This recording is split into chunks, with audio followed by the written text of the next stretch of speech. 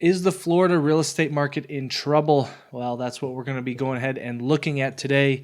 I'm going to be showing you some recent data and some factors that I think are really concerning for the Florida real estate market, truly.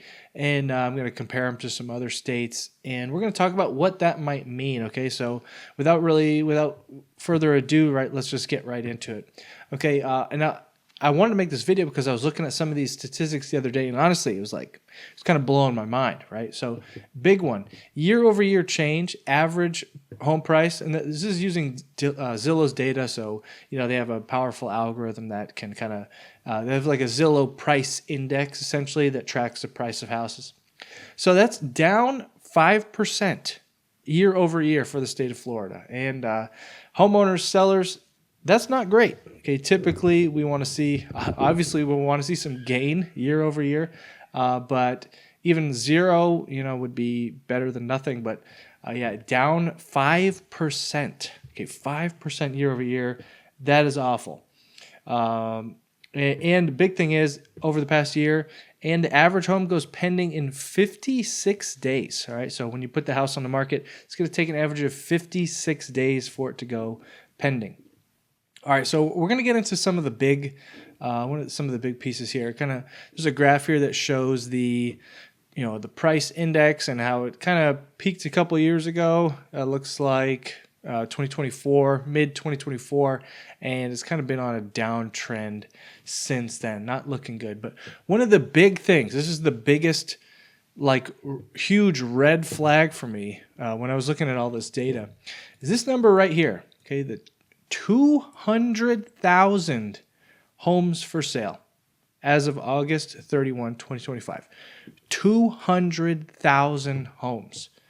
All right, and just to kind of get you an idea, looking at population, we're going to be looking at comparing Florida to Texas and California here in a minute. And I want you to look at these population numbers, okay? So 23 million is the current population of Florida. Texas has 31 million. California has 39 million. Why is that important? Okay, we're going to be looking at, here's Florida. 200,000 homes for sale in the state of Florida. What about Texas? Okay, Texas has even more people, right? So how much more people? Texas has 8 million more residents, and they have less homes for sale than Florida. Okay, what about California, which is even bigger? Okay, so we're looking at 39 million, 23, so 16 million more people in the state of California. How many homes for sale are in California? 100,000. They have half of the active inventory that Florida does. That honestly is really concerning. Looking at that number, what does that mean? That means it's going to get harder and harder for people to sell their homes in Florida. Okay, it's going to get even more challenging as time goes on.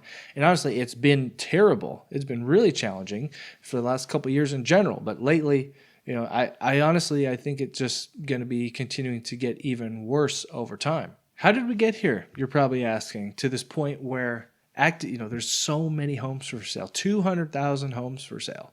Well, I'll tell you really the biggest thing, in my opinion. I think this is how we got here. You can let me know what you think down in the comments. But I think this is like the major foundation accordion for how this happened. Okay, you had, when COVID kicked off, a lot of people left the office, right? They started doing more working from home. Okay. Then what you saw is, since people were working from home, they didn't have to go into the office as much. People started having a little bit more freedom, and combining that with low interest rates, people were moving around a lot. Okay. And in that time period, Florida became, I don't know if it was number one or at the very least number two for the most popular state to relocate to. Okay. So we had all these crazy world events happening, and suddenly there's a huge influx of people moving into Florida.